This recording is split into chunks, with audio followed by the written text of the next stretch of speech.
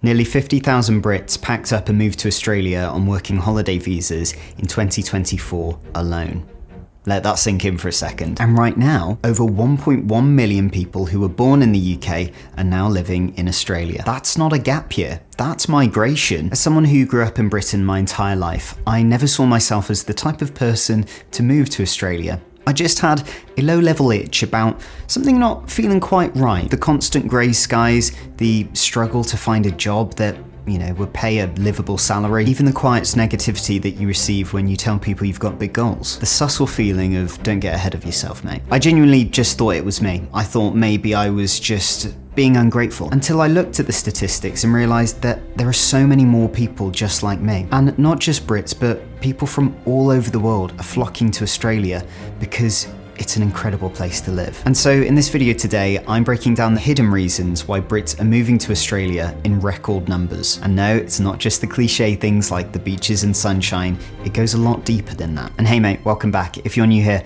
I'm Sam, a British actor documenting my journey of rebuilding life here in Australia. So, number one, you can try it before you commit. There's something very sneaky about Australia. You don't have to marry it on the first date. In fact, Australia doesn't want you to marry it on the first date. It says to you, come on a tourist visa, you have up to 90 days, you can explore all the cities, you can go into the outback, you can make some mates, you can see what life is like here. Oh, you've decided to join us. You can have a look around, sit in a gorgeous cafe like Cuff in Melbourne, swim at Bondi Beach, but I personally would recommend something like Noosa Main Beach. You can make a few mates that maybe you have for life, and then you can go home and see how you felt about it all. Compare it to your life back in somewhere like the UK or Canada or India, China, wherever you're coming from. And then you're introduced to the working holiday visa. This is a low-risk experiment. I do just want to clarify, I am not a migration agent and I cannot guarantee you'll get a visa. The brilliant thing about the working holiday visa is that you can go to a city or a town that you want to, and you can work a couple of odd jobs. They're generally not the most exciting jobs in the world, but because you're in Australia and you have that experience, it makes everything feel so much easier. Employers know that if you're a Brit on that visa, you're not here to stay. You're not here to lock yourself into a professional career, to, hone your skills in something. You're here to travel and have a laugh. So generally the sorts of jobs you will find yourself on is being, on a farm, helping out, digging out potatoes, things like that. And you get to do a bit of travel amongst it all, and suddenly you're thinking, hang on, I really like this. But purely by taking the leap of getting on an insanely long flight, having spent that money, having worked in Australia, met lots of the locals, and travelled around some of the country, you get a really good idea of it, not a complete picture, before you say to yourself, okay, I want to go for a skilled worker visa next. I want to think about, the dream of permanent residency if that's possible. And if you're enjoying this video, hit the like button so other people can see it. Number two, work to live versus live to work. Can you guess which country you work to live and the other you live to work? I adore my home country, I adore my roots, and I'm very proud to be British, but we can't ignore the fact that in the UK, there does feel like a lot of hurdles either to get a job that pays you a really livable salary, it's an expensive country, or even build a business that doesn't fail and provides a livable salary. You wake up, commute, go to work, commute back home, maybe have a couple of hours to pop the telly on and have a cup of tea. You go to sleep. And that cycle does repeat itself. I speak from experience, having spent a chunk of my life living in London. As you know, I'm an actor, so I worked a 9-to-5 job in a call centre that only hired actors. It was very niche. I think they liked how we spoke on the phone. I would get on the DLR, go to Canary Wharf, do the 9-to-5 job, get the DLR back home, and then I had about a few hours before it was bedtime, right? And in that time, I would be preparing for auditions, learning lines, submitting myself to auditions, chatting with my agent, things like that. Although I chose the acting route, it felt like I never really had any free time to live. But you know what I'm gonna say, don't you? In Australia, you live to work. Their work-life balance is so much better. There's less of a stigma around calling in sick from work. Of course, this is generalization. There will still be bad bosses and bad companies in Australia. Not only that, but I find Brisbane people especially have a really active lifestyle. I'll go out for my run in the morning and I'll see the same faces every day, walking the kids to school.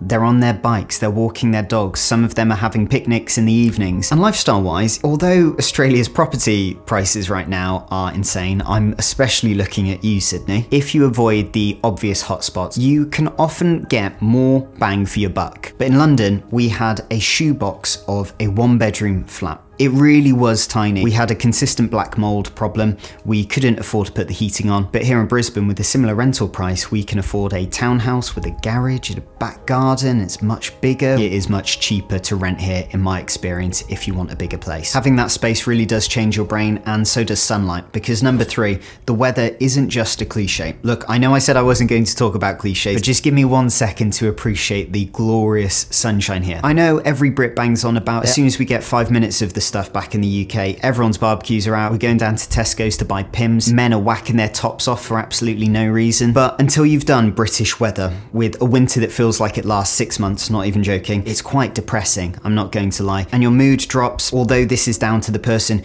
It's easier for your habits to slide, let's be real. You're less likely to go out for a run or a walk. Your ambition, it does become smaller. Whereas here in Australia, you wake up, it's bright, often there's blue skies and it's sunny. You can go for a run or a walk. You can sit outside with a coffee in your hands in February. It has a huge impact on British people. And a quick one, I noticed lately that over 87% of you who regularly watch these videos aren't yet subscribed. So if you are enjoying this at all, consider hitting that subscribe button and you can join this lovely little community we've got here. I don't know why I did that. Anyway, right back to it. Number 4, it feels familiar, but slightly upgraded. There's something really comforting about coming to what feels like a really exotic country, like a huge tropical continent, but everybody speaks the same language. A lot of the slang is similar humour, similar bantering with each other. There's pubs, there's gorgeous green parks, sausage rolls, cups of tea, and Aussies do a lot of these things better. Coffee being one of them. Oh my word, I will never have a cup of Costa coffee ever again. Australian coffee, even at what looks like the most dingy places, is so much better than a British cup of coffee. Outdoor living, absolutely unreal. Just the ethos of spending more time outdoors. I mean, for biscuits, sorry Australians, we Brits, we win that one. I'm just gonna say it. They don't wash down as nice with a cup of tea. Most British thing I've said on this entire channel. But anyway, because it feels so familiar, it doesn't feel as scary when you get here. You know, like how if you move to somewhere like Japan, is what happened with me. I felt quite homesick for the first couple of weeks. I was speaking in very broken Japanese. I was dealing with yen coins and notes, and the country was so foreign to me. But in Australia, it feels like moving to a sunnier cousin. But beneath all the surface of that, there's a deeper reason. Because number 5, it's getting harder to make a livable wage in the UK. Look, I like to keep these videos positive and optimistic, but we can't ignore the fact that cost of living in both the UK and Australia is increasing, but in the UK, it just feels much tougher.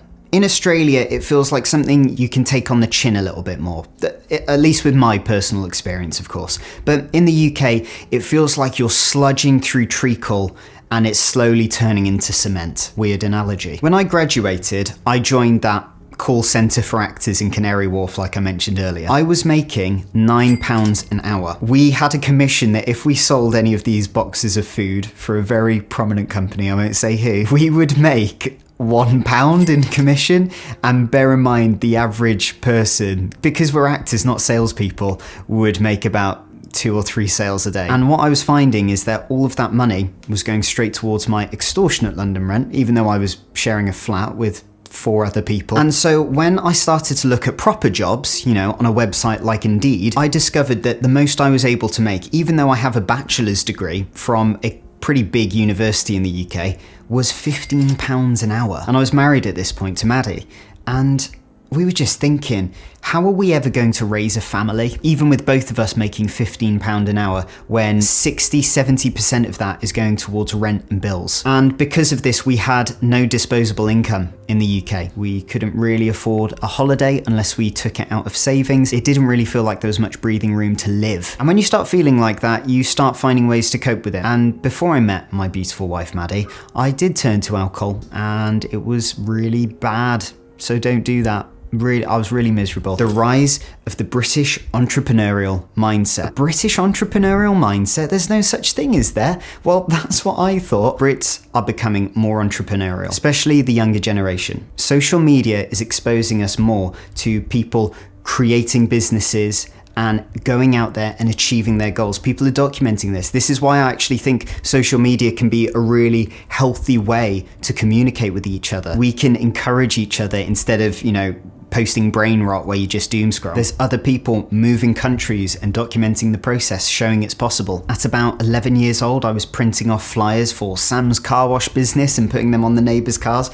Nobody ever called me, by the way. And as I started to develop my dream of wanting to be an actor at about 17, 18 years old, I started doing freelance voiceover work on a freelancing website where for $5, I would offer 100 words of voiceover. It was cheap as chips, but it gave me this feeling of control and power over my life and finances. But culturally, in the UK, when I would tell people about these entrepreneurial endeavors, if you can call them that, I would be met with, yeah mate, dream on, that's never gonna happen, you're never going to do that, it's never going to be anything bigger than that £5 per 100 words you're recording. It's very negative, and a lot of Brits don't cheer each other on and say, mate, you've got a big goal, that's awesome, keep going for it. And then I moved to Japan for this acting job, and I was working with a lot of Americans, and I would see this American positivity of, you can do that mate, go for it. You've got big goals, go for it. And Australia is very similar to that energy as well. Yes, there's tall poppy syndrome here, but I think if you've got a few good mates here and you're not bragging about your goals, but you're saying, look, this is my plan, this is what I want to achieve, Aussies will definitely cheer you on and be like, give it a good go, mate, why not? And I really do feel like younger Brits are starting to see this sort of culture from Americans, from Aussies, and other Brits who are starting businesses and moving countries. Oh my word, this is possible. Those nasty teachers and bullies at school, they're telling me I'll never be anything, but I actually could be something. And that's super powerful. And I think that's a really positive impact that social media is having right now. But there's another thing that we haven't spoken about yet, the network effect. So many Brits now have someone in their life who either live in Australia or who have lived there previously. You might have your Auntie Jane living in Melbourne. Maybe you've got your mate Adam living in Perth. You've got a few cousins in Brisbane. And I've noticed this all across the UK, even when I'm at the self-service checkouts at the Asda supermarket in Cheltenham. One of the lovely staff members who checked my wife's Aussie ID card, she was like, oh yeah, my daughter's now living in Australia, and you start a conversation. It's kind of bizarre how many Brits you meet and you talk about your experience living in Australia and they're like, oh yeah, I used to live in Australia, or oh yeah, I got some friends and family in Australia. It's not just some sort of posh privilege that you think only the elite have. No, really normal people are moving to Australia. It's doable. And once you visit once, I'll tell you this now, your return rate skyrockets because you will love it so much that you'll just have to come back. And once upon a time, migration felt like exile, like you can never come back to your home country. But with air transport being so quick and efficient these days, a 24-hour flight to the other side of the planet is pretty darn fast. It feels so doable. And by the way, if you like these videos and you want to see videos never seen before, exclusive content, I actually have my Patreon. So you can scan that QR code here or click the link in the top of the description below and have a little look. The hidden reason. This is the big kicker. It's not just the weather or the beaches or the wages or brilliant barbecue culture. It's momentum. Whether you've experienced living in Australia for yourself or you've heard the amazing stories from loved ones who have given it a go, Australia feels like a place where you can build momentum towards your dream life. It feels like the benefits of Australia compound. The higher wages, the more spacious properties, the easier it is to build fitness habits, the friendly banter and the evergreen trees all around you, improving your mental health.